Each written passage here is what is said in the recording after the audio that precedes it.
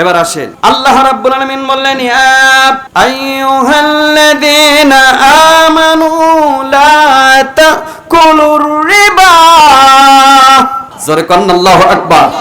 আল্লাহ রাব্বুল আলামিন বললেন ইয়া আইয়ুহাল্লাযীনা আমানু লা তাকুলুর রিবা। জোরে কোন আল্লাহু আকবার। আল্লাহ পাক বললেন যদি তোমরা নিজেকে ঈমানদার বলে দাবি করো তাহলে সুদ খেও না। কথা কার? আল্লাহ। কি হুজুর? আল্লাহ। ইয়া আইয়ুহাল্লাযীনা আমানু, হে ঈমানদারেরা তোমরা শোনো, লা তাকুলুর রিবা। লা মানে না, তাকুলু মানে খেও না, রিবা মানে সুদ। লা তাকুলুর রিবা, তোমরা সুদ খেও না। কথা কার? আল্লাহ।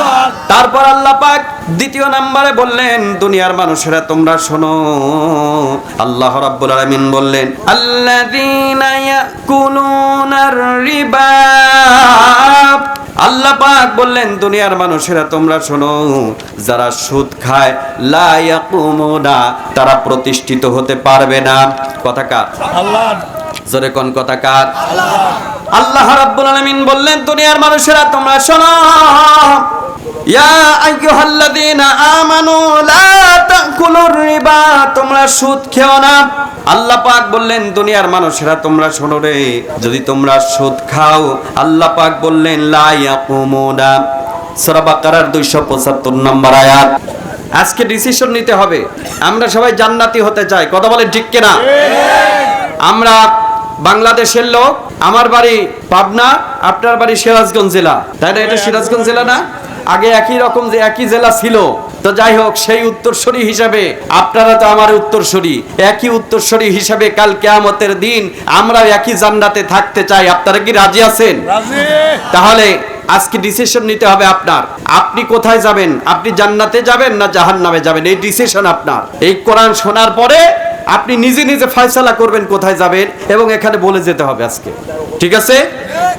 আল্লাহ পাক বললেন সূরা বাকারা 275 নম্বর আয়াত, এই যে ভাই, লা ইয়াকুমুনা। আল্লাহ পাক বললেন আল্লাযীনা ইয়াকুলুনা রিবা, আল্লাযীনা মানে যারা, ইয়াকুলুনা মানে খায়, রিবা মানে সুদ, লা মানে না, ইয়াকুমুনা মানে প্রতিষ্ঠিত। লা ইয়াকুমুনা, তারা প্রতিষ্ঠিত হতে পারবে না। এই প্রতিষ্ঠিত বলতে আপনি কি বোঝেন? আপনি 1 কোটি টাকার মানুষ, আপনাকে বোঝানোর জন্য বলছি। আপনি 1 কোটি টাকার মানুষ, কিন্তু এই 1 কোটি টাকা আপনার জন্য নয়। 1 কোটি টাকা আপনার জন্য থাকতে পারে, কিন্তু ওই 1 কোটি টাকার মালিক আপনি নয়।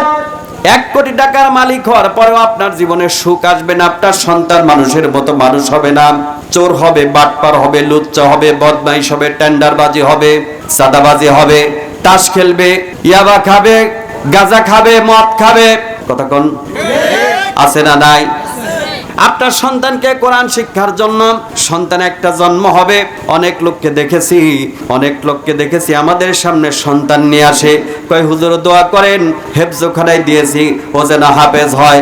কলম ভাই আপনি কি সুদ খান? কয় হুজুর টুকটাক খাই। কলম আপনার ছেলে হাফেজ হবে না। কথা কর। কলাম হুজুর, কয় হুজুর কেন, কিসের জন্য? কলাম আল্লাযীনা লা ইয়াকুলুনা রিবা, আল্লাহ পাক বললেন তোমরা সুদ খেও না। তারপর যারা খাবে, আল্লাহ পাক বললেন লা ইয়াকুমুনা, তারা প্রতিষ্ঠিত হতে পারবে না, অর্থাৎ তাদের সন্তান সন্ততি কোনো কিছুই কাজে লাগবে না। কথা কার? তাহলে আল্লাহর কথা সত্য, সত্য, কোনো ভুল আছে? জোরে কোন আছে? কথা বলেন আছে? তাহলে আপনার ছেলে কোরআনের হাফেজ হবে না, কারণ আপনার ওই অর্থ যা আছে সব হারাম। জোরে কোন কি? আল্লাহ পাককে হারাম সম্পদ ভক্ষণ করবে? আল্লাহকে হারাম সম্পদ খাবে? আল্লাহকে হারাম সম্পদ চাবে? আল্লাহকে হারাম পছন্দ করে? তাহলে আপনি কেন আপনি হারাম খাবেন আর আপনার সন্তানকে কোরআনের হাফেজ বানাবেন? আল্লাহ কি এত